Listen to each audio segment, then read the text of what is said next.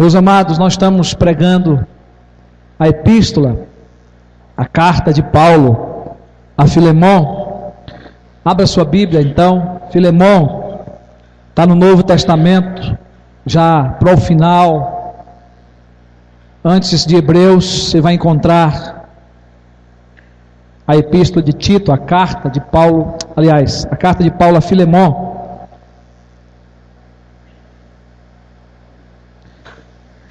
Essa carta não tem capítulos, só versículos. São 25 versículos nesta carta.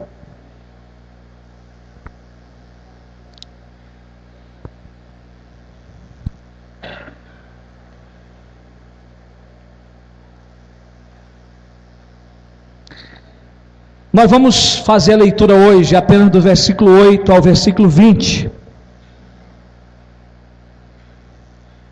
Nós já estamos há 2 domingos pregando nessa carta. Amém? Todos acharam? Pois bem, ainda que eu sinta plena liberdade em Cristo para te ordenar o que convém, prefiro todavia solicitar em nome do amor, sendo o que sou, Paulo, o velho e agora até prisioneiro de Cristo Jesus. Sim, solicito em favor do meu filho Onésimo, que gerei entre algemas. Ele antes te foi útil, atualmente, porém, é útil a ti e a mim. Eu te envio de volta em pessoa, quero dizer, o meu próprio coração. Eu queria conservá-lo comigo, mesmo para que em teu lugar me servir nas algemas que carrego por causa do Evangelho. Nada, porém, quis fazer sem o teu consentimento, para que a tua bondade não venha a ser como que por obrigação, mas de livre vontade. Pois acredito que ele veio a ser afastado de ti temporariamente, a fim de que o recebas para sempre, não como escravo, antes muito acima de escravo, como irmão caríssimo, especialmente de mim, e com maior razão de ti, quer na carne, quer no Senhor. Se, portanto, me consideras companheiro, recebe-o como se fosse a mim mesmo. E se algum dano te fez, ou se te deve alguma coisa, lança tudo em minha conta. Eu, Paulo, de próprio punho o escrevo, eu pagarei, para não te alegar que também tu me deves até a ti mesmo. Sim, irmão, que eu receba de ti no Senhor este benefício. Reanima-me o coração em Cristo. Quero recapitular algumas coisas. O nosso tema é a partir de que Deus é que inspira Paulo a escrever essa carta. É Paulo que escreve, mas é inspirado por Deus. Então, nós propomos o tema que Deus ensina a prática do amor cristão nessa carta. E nós aprendemos já, respondendo às perguntas, quais são esses ensinamentos que nos levam a praticarmos o amor cristão e quando é que praticamos esse amor cristão. Então, nós praticamos o amor cristão quando vivemos em comunhão uns com os outros. É assim que começa essa epístola, essa carta, Paulo falando da comunhão que ele tinha com Filemon, com a sua família e também com Onésimo, o seu novo filho na fé. Também nós praticamos o amor cristão quando entendemos que é resultado da graça e da paz de nosso Senhor Jesus Cristo. É a saudação que Paulo faz, demonstrando, esse amor que é resultado dessa graça e dessa paz que o Senhor Jesus nos dá. E aprendemos, domingo passado, na sequência, que nós praticamos o amor cristão quando somos gratos a Deus por aquele que nos servem. Então, Paulo é grato a Filemon pela vida que Filemon tem, ele destaca, Paulo é grato a Deus por Filemon manter uma vida de amor e fé pelo Senhor Jesus Cristo. Ele ora, agradecendo a Deus pela vida de Filemon ser esse homem, de uma vida de amor e fé. E ainda, Paulo também é grato a Deus porque a comunhão da fé de Filemon fazia bem a todos. casa dele estava aberta. Ele era aquele homem que dividia, né? Um homem de um coração generoso, né? Aí nós trabalhamos a questão da tradução do texto para melhor explicar a questão de koinonia, né? No domingo passado. E Paulo também é grato a Deus por Filemão demonstrar seu amor reanimando os irmãos. Esse homem que reanimava, não é? Que trazia consolo aos irmãos que estavam congregando na sua casa, como também aqueles que estavam distantes. Então Paulo é grato a Deus.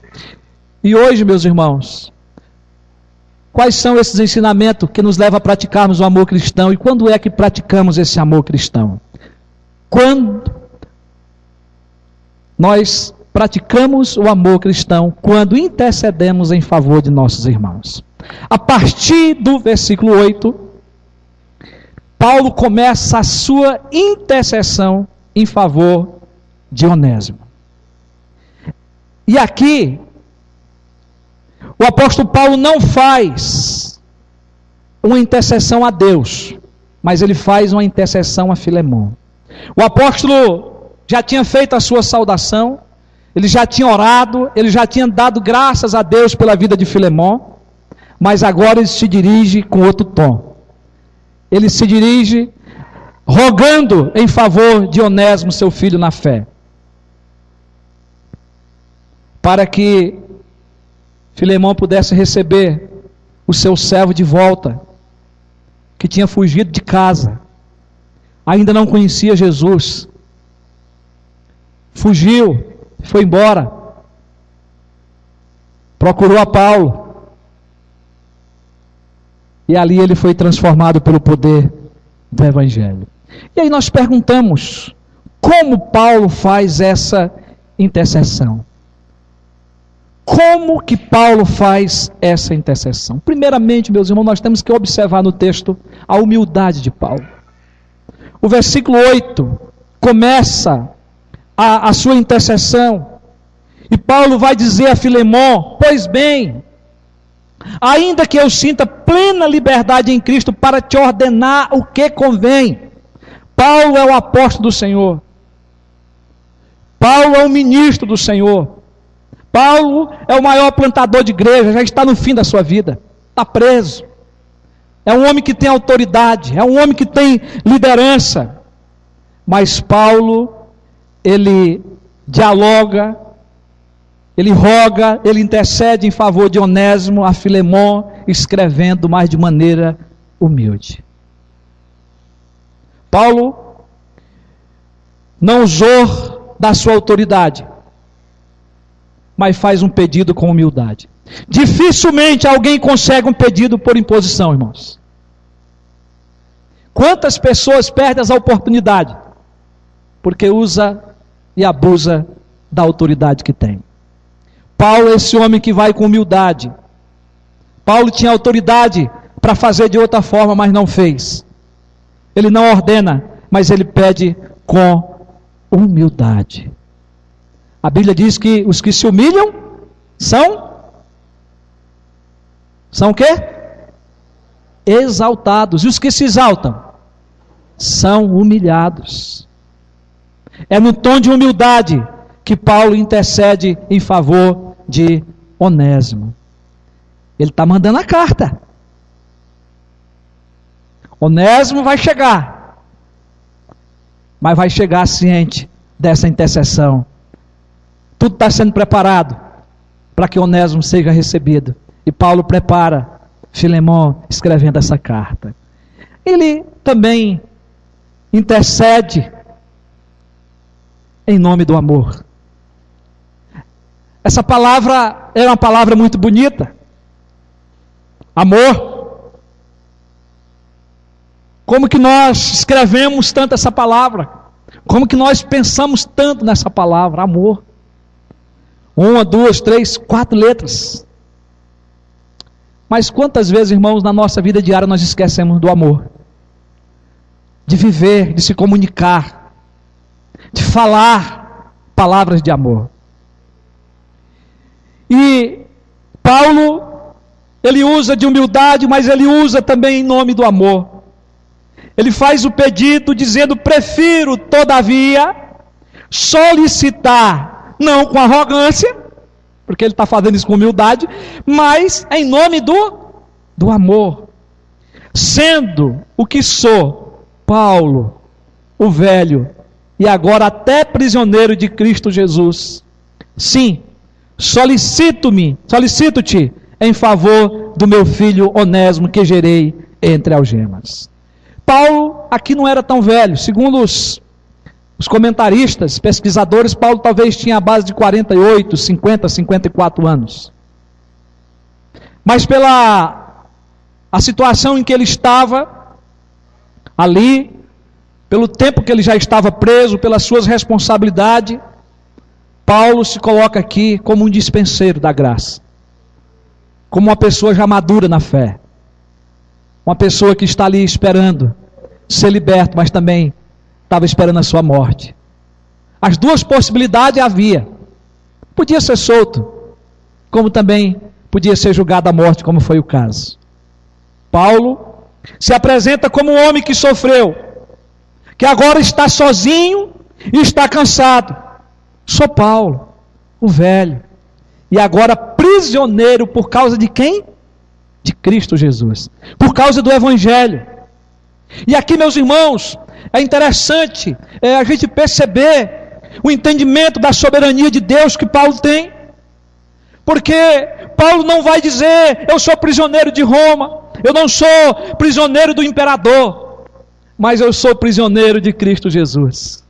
Paulo entendia que Deus estava no controle de todas as coisas. Paulo entendia que Deus é soberano, e ele é um pregador do Evangelho, ele é um discipulador que ensina os princípios de Jesus, e ele entendia que ele tinha que fazer discípulo e pregar o Evangelho aonde Deus lhe mandasse, inclusive na cadeia. E quem sabe, meus irmãos, alguns de nós precisamos ser presos para pregar o Evangelho. Se Deus tivesse que fazer isso hoje, muito de nós ia para a cadeia, porque muitos de nós não temos pregado Jesus Cristo. Mas é lá que Paulo está, e é lá que Paulo está pregando. É lá que Onésimo conheceu a Cristo, através da pregação e do discipulado de Paulo, enquanto ele permanecia preso. Ele é claro em dizer: solicito-te em favor de meu filho Onésimo, que gerei entre algemas. Meus irmãos, o amor é o dom supremo e eterno de Deus. 1 Coríntios capítulo 13, se você tiver um tempo, leia em casa. É o maior dom, é o dom supremo, é o dom que está acima de todo dom, é o dom do amor.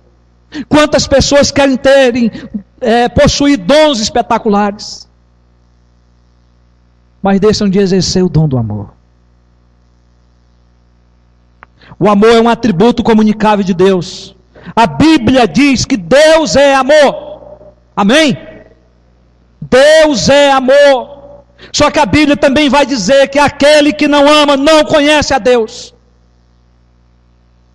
Aquele que não ama não conhece a Deus, pois Deus é amor. 1 João 4,8.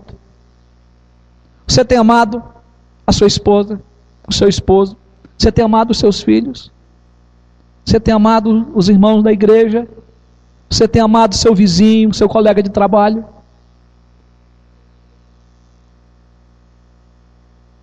Ou você só tem amado aqueles que te fazem o bem, aqueles que te dão presente? Deus nos comunica esse amor de forma maravilhosa. Deus entrega o seu Filho único. João 3,16, o apóstolo João escrevendo as palavras de Jesus, quando ele diz: porque Deus amou o mundo de tal maneira, que deu o seu Filho único, o seu Filho unigênito, para que todo aquele que nele crê não pereça, mas tenha a vida eterna. O amor de Deus foi que motivou o envio do seu Filho, para nos salvar. A prova do amor de Deus é que seu Filho morreu por nós. Paulo, escrevendo em Romanos 5, de 7 a 8, ele diz: mas Deus prova o seu amor para conosco pelo fato de ter Cristo morrido por nós, sendo nós ainda pecadores. Essa é a prova do amor de Deus, a entrega do seu Filho, a morte do seu Filho em nosso lugar. Nós temos que agir com amor, porque Cristo nos amou. Porque Cristo nos ensina a amar. Por causa do amor de Deus, nós cristãos podemos amar. Louvado seja o nome do Senhor. Jesus Cristo é a manifestação do amor de Deus. Nós conhecemos a Deus através de Jesus. Ele é o nosso mediador. Ele é o caminho que nos leva a Deus. E Ele é a manifestação do amor de Deus. Agora nós amamos porque conhecemos a Deus na pessoa de Jesus, e Deus é amor. A Bíblia diz, meus irmãos, ainda, que o cumprimento da lei é o amor. Romanos 13, versículo 9 e 10. A Bíblia também ainda diz que o amor faz parte do fruto do Espírito. Diz que o fruto do Espírito é amor, depois alegria, paz. Se você tem o Espírito Santo de Deus habitando na sua vida, você tem que amar. Se você tem o Espírito Santo habitando na sua vida, você não consegue viver sem amar.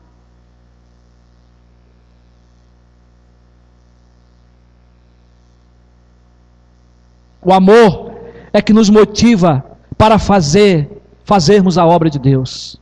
2 Coríntios 4, versículo 5, vai falar sobre isso.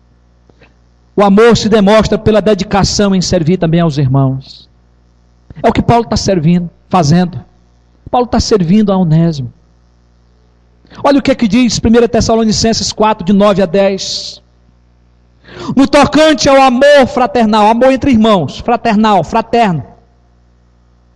Não há necessidade de que eu vos escreva, porquanto vós mesmos estáis por Deus instruído, que deveis amar uns aos outros.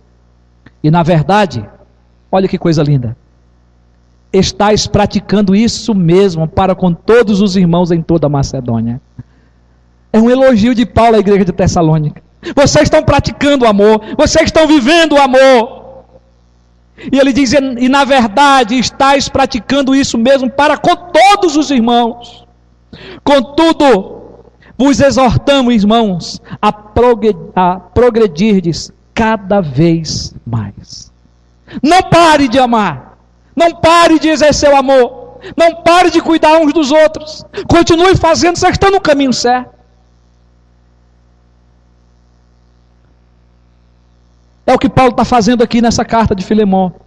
Paulo está exercitando o dom do amor quando intercede a Filemão em favor de Onésimo. É o exercício do amor. Ele está intercedendo a Filemão com humildade, mas em nome do amor. Mas ele também ainda intercede com propósitos. Paulo tem propósitos definidos com essa intercessão.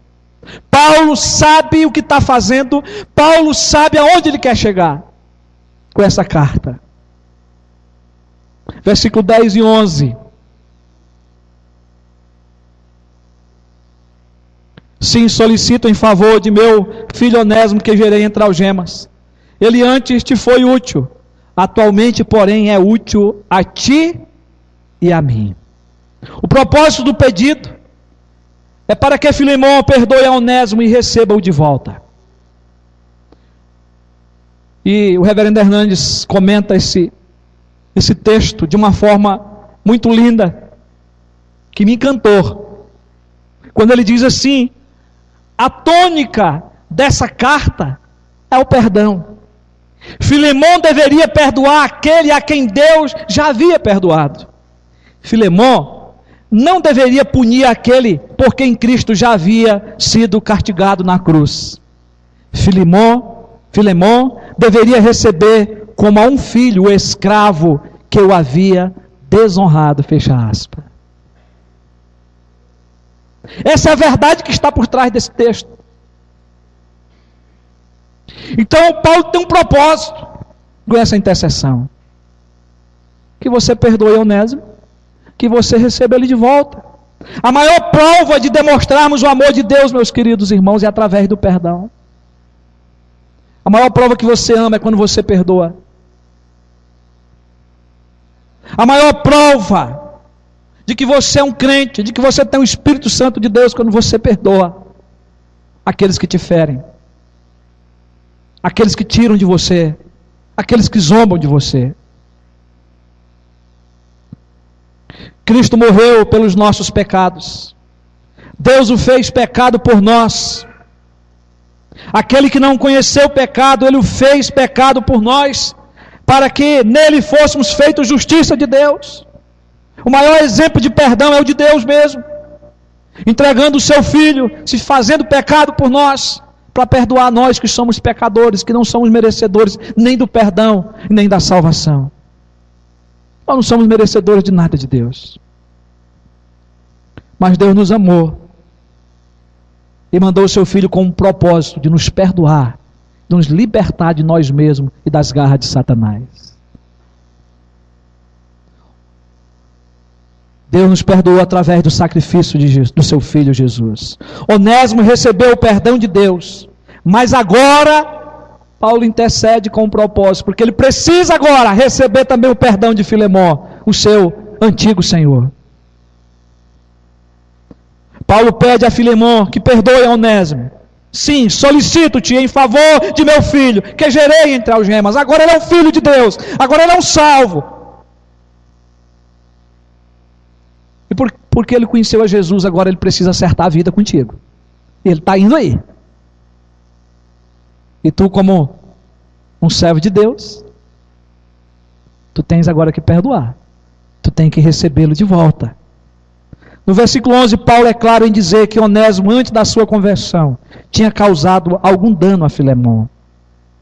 Ele diz, antes ele lhe tinha sido útil. Antes, quando ele estava lá como escravo, não era mais útil. Agora estava sendo útil a Paulo. Provavelmente Onésimo tinha roubado a Filemón dinheiro, algum objeto de valor, quando fugiu para Roma. Nós vamos entender isso melhor quando a gente lê o versículo 18 e 19, quando ele diz, olha, se algum dano te fez, ou se te deve alguma coisa, lança tudo isso em minha conta. Então tinha algo de valor em jogo. Então Paulo está pedindo que Filemón perdoe Onésimo. O argumento de Paulo é que agora Onésimo está nascido de novo. Ele é útil. Ele é útil a mim. E foi a ti antes. E agora pode ser de novo. Porque agora é um homem nascido de novo. É um homem transformado. Mas meus irmãos, como que Paulo faz essa intercessão? Ele intercede também com argumentos sábios. Meus irmãos, eu fico pensando como é que é os nossos argumentos quando a gente tem razão de alguma coisa. Eu fico pensando como é que são os nossos argumentos quando nós rogamos por alguém, quando a gente intercede por alguém, quando a gente pede por alguém. Porque Paulo, ele vai usar de sabedoria em suas palavras para poder fazer esses pedidos a Filemón em favor de Onésimo. Eu quero citar novamente o reverendo Hernandes, porque ele elogia esta carta dizendo que ela está repleta de sabedoria. E você não encontra a palavra sabedoria nem sábio nela. Como que a palavra de Deus é rica. Quando a gente estuda, a gente lê e medita. Porque Paulo usa de sabedoria, Paulo usa de argumentos sábios, para levar Filemón a entender a transformação que Jesus fez na vida de Onésimo, e por que ele deveria agora recebê-lo de volta.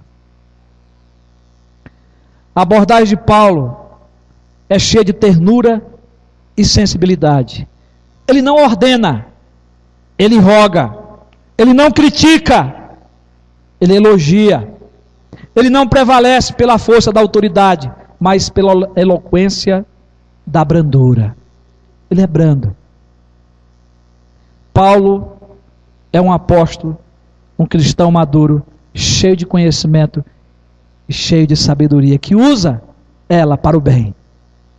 Sabedoria é mais do que conhecimento. Sabedoria é o uso correto do conhecimento. Sabedoria é olhar para a vida com os olhos de Deus. Era assim que o apóstolo agia no seu ministério. Tem uma frase de Hobbes, que ele diz o seguinte: a sabedoria cristã é a suprema e divina qualidade da alma mediante a qual o homem conhece e pratica a justiça. Vou repetir. A sabedoria cristã é a suprema e divina qualidade da alma mediante a qual o homem conhece e pratica a justiça. É isso que Paulo está fazendo. Praticando a justiça em favor de Onésimo. Mas ele vai usar argumento de sabedoria. E aí nós perguntamos: quais são esses argumentos de sabedoria que Paulo usa? Quais são os argumentos que Paulo usa para que Filemão perdoe e aceite Onésimo de volta? O primeiro é que, dentro de todo um contexto, nós agora estamos buscando toda a carta. Lá no versículo 5, nós já aprendemos, nas mensagens anteriores, que Filemão deve perdoar e aceitar Onésimo por ser um cristão cheio de amor e fé. Paulo já tinha citado isso. Paulo usa de todos esses argumentos na carta. Ele começa com esses argumentos, porque ele é um irmão cheio de amor e fé. O primeiro argumento é que Filemão deve perdoar e aceitar Onésimo por ser um cristão cheio de fé e de amor, e que ele não pode negar isso. Ele tem que viver essa prática. Filemão agora tinha que viver essa verdade, essa prática do amor com Onésimo. Perdoá-lo e aceitá-lo. O outro argumento que ele usa também, que nós já vimos, é que Filemão deve perdoar e aceitar Onésimo porque aprendeu a fazer bem a todos os irmãos. Versículo 6. A generosidade e a caridade de Filemão foram colocadas por Paulo como sendo característica da sua vida cristã. Filemão amava os crentes em Cristo. Filemão cuidava das pessoas que estavam em sua casa. Elas se sentiam descansadas e confortadas por ele. E agora Paulo pede a Filemão que seja ainda mais generoso, recebendo e perdoando a Onésimo. Mas Paulo vai mostrar também outro argumento, é que Filemão devia perdoar e aceitar a Onésimo porque ele é usado por Deus para reanimar os santos. Ele estava indo de volta, ele precisava do perdão, mas ele precisava que Filemão continuasse sendo bom, que Filemão pudesse continuar sendo aquele irmão que desse força, que consolasse, que não era só receber Onésimo de volta, mas era continuar fazendo como ele tinha aprendido a fazer.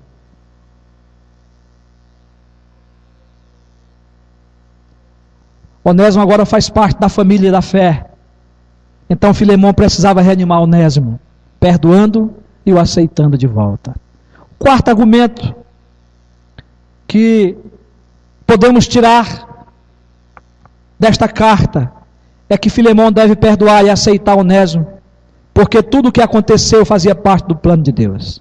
O versículo 15 diz assim: pois acredito que ele veio a ser afastado de ti temporariamente, a fim de que o recebas para sempre. Paulo entendeu os planos de Deus para Onésimo. Havia um tempo de Deus. Ele saiu daí, ele fugiu daí, por tempo determinado. Em outras palavras, Paulo dizendo que Deus tinha um plano com isso. E o plano é que esse rapaz chegou aqui com a vida destruída, acabado, mas agora eu estou te enviando de volta esse rapaz restaurado, transformado, perdoado, salvo pela graça de Deus.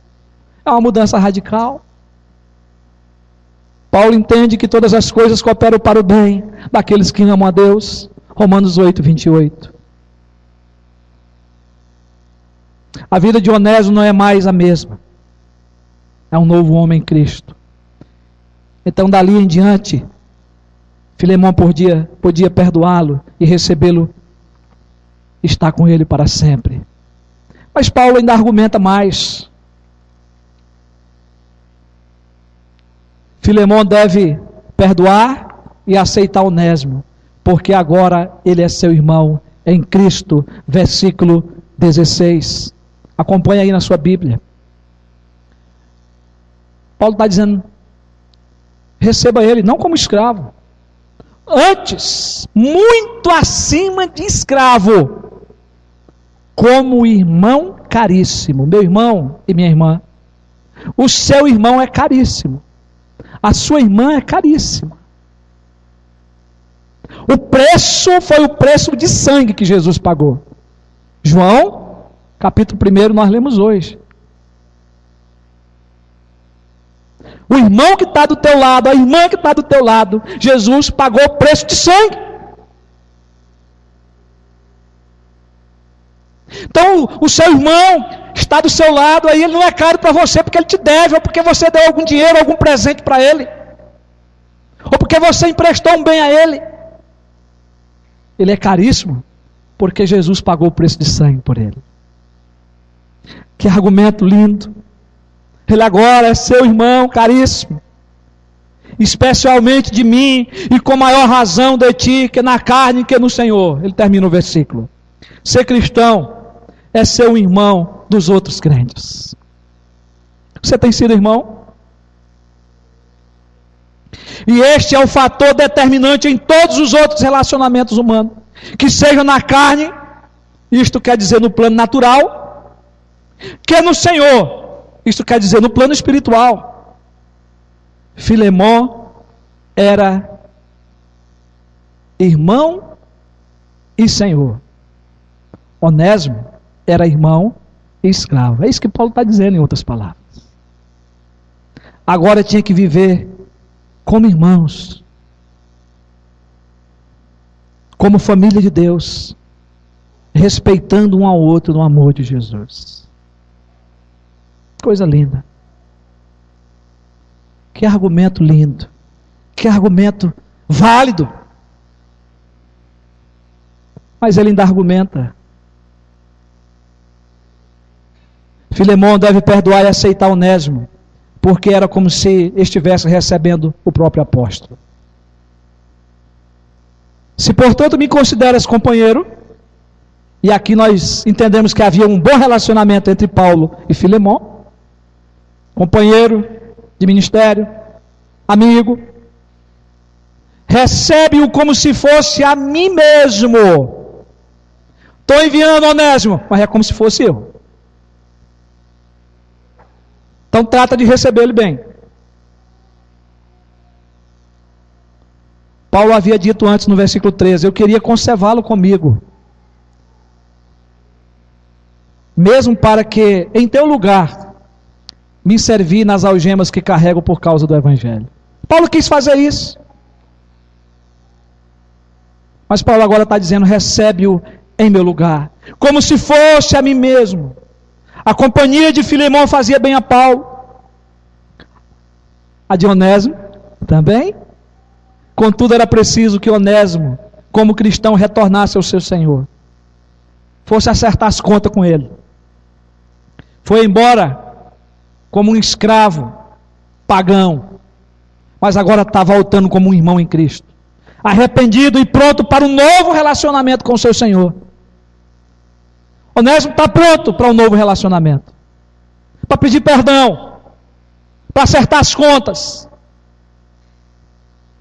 Porque o homem, quando se arrepende dos seus pecados e pede perdão a Deus, ele começa a acertar as contas, ele começa a pedir perdão, ele começa a pagar quem ele deve, porque a presença do Espírito Santo transforma o homem num homem totalmente diferente, num homem justo. Meus irmãos, Filemón, estamos já partindo para o final, mas ainda tem 2 argumentos. Filemón deve perdoar e aceitar Onésimo, porque Paulo estava pronto a pagar a sua dívida caso precisasse. Esse é um argumento. Depois de Paulo ter falado todas essas outras coisas, Paulo chega aqui e diz: olha, mas assim mesmo, se tu ainda tiver dificuldade de perdoá-lo e de recebê-lo, se for por causa da dívida, eu estou pronto a pagar. E Paulo vai dizer E se algum dano te fez, ou se te deve alguma coisa, lança tudo em minha conta. Paulo tinha conta com Filemão, hein? Eu, Paulo, de próprio punho o escrevo. Eu pagarei a dívida, para não te alegar que também tu me deves até a ti mesmo. Meus irmãos, o apóstolo não cita a ofensa cometida por Onésimo. Contudo, o texto nos faz entender que, além de ter fugido, pode ter levado algo de valor do seu Senhor. Paulo fala em pagar essa dívida, caso fosse necessário. Porque está escrevendo, ele não sabia qual ia ser a reação de Filemão. Então ele está usando de argumento. Paulo lembra a Filemão que Filemão tinha uma dívida com ele, como apóstolo, como companheiro. Tu me deves até a ti mesmo. Filemão tinha sido discipulado por Paulo também. Filemão era o seu filho na fé também. Paulo estava fazendo o mesmo com Onésimo, e agora estava lhe enviando de volta, totalmente transformado. E Paulo está dizendo: a mesma dívida que Onésimo passou a ter comigo, tu também tens comigo.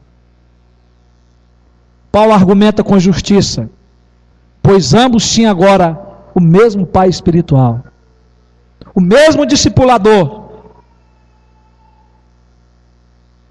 É o que Paulo está argumentando aqui. Quantos filhos espirituais você tem? Quantas pessoas você está discipulando para Jesus? Quem faz tem direito.